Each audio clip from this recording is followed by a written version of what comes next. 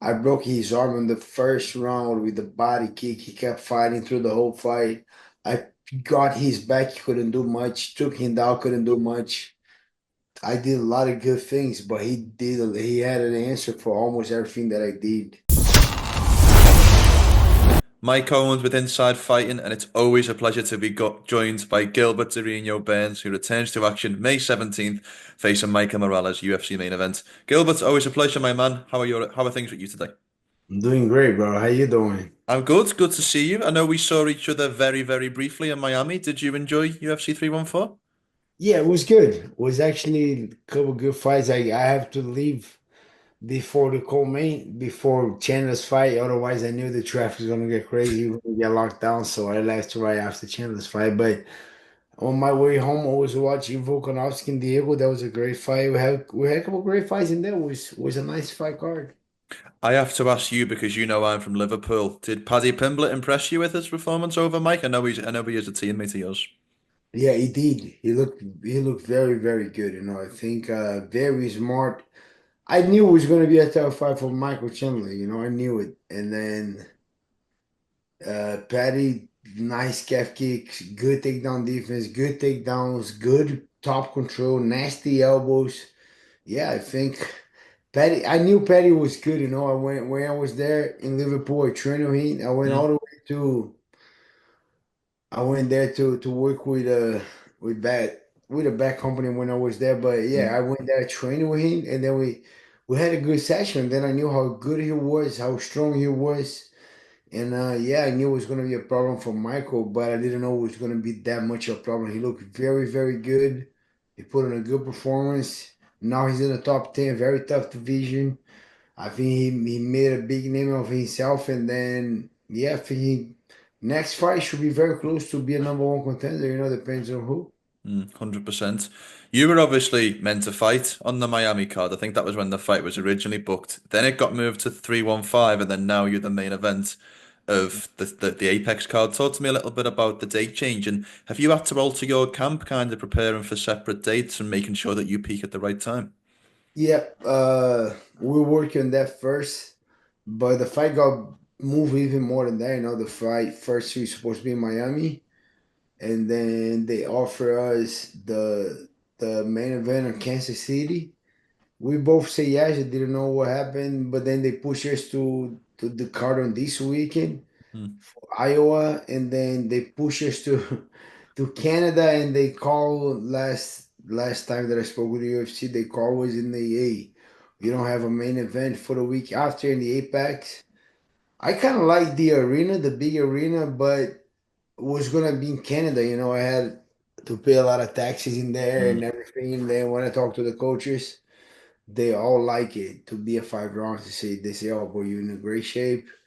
This guy never did 5 rounds. You don't have to pay taxes. So yeah, let's go to Vegas." And then we changed it. It was all good. I had an actual week, so it was good. I like it. That's all we all like it.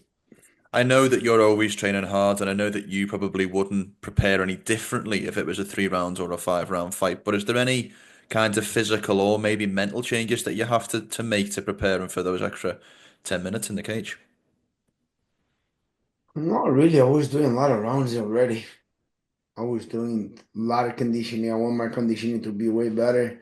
Last time I failed a little bit on my weight cut, and then on the recovery, I was a lot of focus on that, on my little injuries. So I was kind of was even good to push the fight forward, to make sure I have a lot of time to prepare to get ready.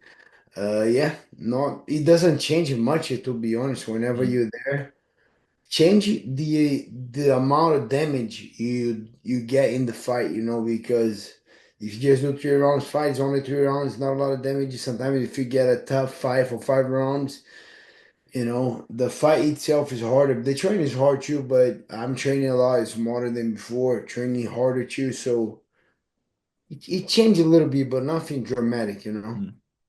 When did Michael Morales get on your radar? When people start talking about him, the first time that I watched a couple of his fights, but I wasn't paying a lot of attention. But I watched when he fought Max Griffin, when he fought Jake Matthews.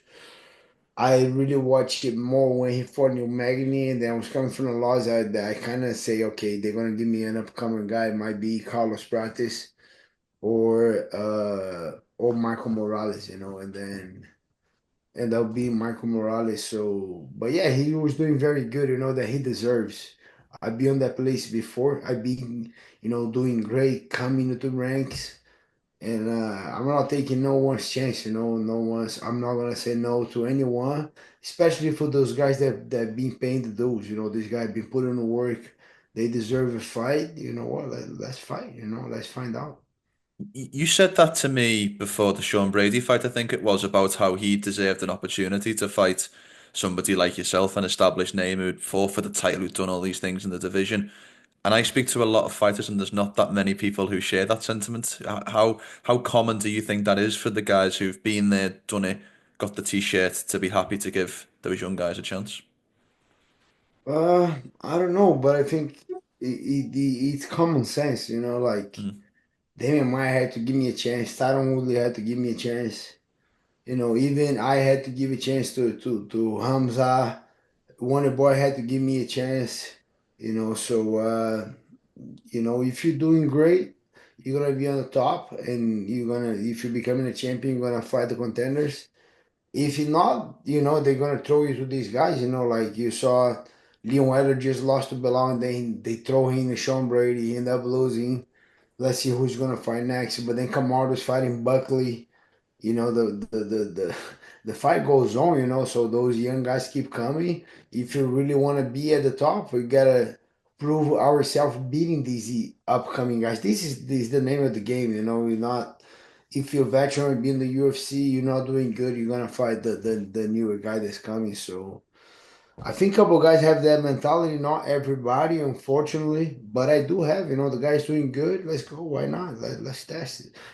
I want to test myself to prove to me that I belong at the top, and this guy want to prove himself that he deserves to be on the top.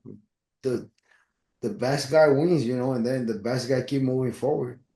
I love it. Couldn't agree more. What have you learned about yourself or the position that you're in at this stage of your career with these last couple of fights? I learned a lot. That was a tough learning process, Mm. because of it sucks, but sometimes we need those losses, and then a lot of learning, a lot of personal learning, a lot of wrong priorities that make me fail to learn and put the priorities back on place. I think I kind of got a little ahead of myself after the Kamaru and the Shimaev fight. I got a little bit more famous, and I got to travel a lot, got big sponsors, making good money. Was able to afford my house, invest money, do a lot of great things with the money. But that took a little bit out of who I am, a little bit, out of my priorities. So it was good. Sometimes we're not man enough, not real enough to appreciate those lessons that come with the loss. Would be good if we just learning by wins, but sometimes you Yes. gotta lose to loss, and I'm grateful because I learned a lot. I thought I really thought the that I had to change camps and do something different. But whenever I started really reflecting, talking to one of my pastors with good friends, sometimes the changes are inside, it's not the outside. And it was nothing wrong with the outside, I have an amazing team. I have good teammates. I have great facility, was more the inside. And there was nothing that I was doing crazy things, but I changed a lot of the priorities, So Mm. I was putting my career and trying to become a champion in front of everything, in front of my family, in front of a lot of things. And I just have to reorganize that, So that's why I got back to my faith, and being it's been great to me, get back to to my roots, of being a believer, but really following it. And that was a big thing, get back to my faith and like really, really kind of see who I am, what I'm doing. the why I'm doing it, and then put those priorities back in place. First my faith, and then my wife, and then my family, and then my job. And then when I kind of start to change those priorities and taking care of my body and doing things, it's kind of like everything kind of slowly came back. And then and yeah, and then those three fights was like three tough guys. Was Of course. the current champion, Belal Muhammad, the one that I got injury, and then is Jack Maddalena, the one's fighting for the title, the one that was doing very good until I don't. 14 minutes of that fight I won until it got finished. And the last one was Sean Brady, that's a number one contender. And that one was a hard one for me because I prepared very well, but I didn't was as disciplined as I could be on my weight cut, and my dieting, on my recovering after the weight cut. And he paid a due on the fight. I didn't fight the way I want you. I didn't have the energy to fight the way I want you. And then shout out to Sean Brady that went there and did his thing. But yeah, then I had those small changes and feeling good right now. And even though the results wasn't the one I wanted, the one that I want you, and I still want it, but I've been very happy lately, like change a couple things, reorganize a couple things, changing my priorities. My wife is pregnant again. We have a baby coming in June. Family's doing very good. I'm spending a lot of time with my kids. And yeah, so even though I don't have the results that I wanted, it's not that defines who I am. I still Mm. like very happy, a lot of good things going in my personal life, better than a lot of wins can give you that to me. So yeah, still very happy and for sure I want to win, change a couple things, but yeah, I believe I'm getting a win on my next fight. Well, before I ask my next question, congratulations to you and Mrs. Burns on number three. Do we know if it's a boy or a girl yet? Another boy, Another Gabriel. boy, and then the Next name's boy. planned already. Yeah, Gabriel. So we were trying a daughter, but I don't think we can make a daughter, so he's another boy. I think that's the MMA gods wanting a Gilbert, one of your sons, Pedro, Josh, or Gabriel, to follow in their father's footsteps and maybe become a UFC fighter or a UFC champion themselves. How does that sound? That sounds good. Whatever they want to do, Mm, like the little ones. Joshua is more about American football. mm. Pedro was a lot of American football, but now he's back in jiu-jitsu and basketball. I don't know. Whatever they want to do, I'm going to support. But little one is more, Joshua is more American football and rugby. Pedro is more jiu-jitsu and basketball. So whatever they're going to do, I'm going to support.